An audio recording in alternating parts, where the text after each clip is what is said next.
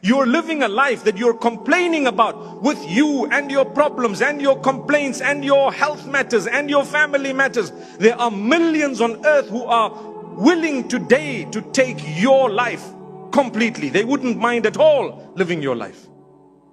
And you're complaining? Come on, you don't really have problems. You haven't tasted real disaster. May Allah protect us. That's the blessing of Allah. Keep thanking Him.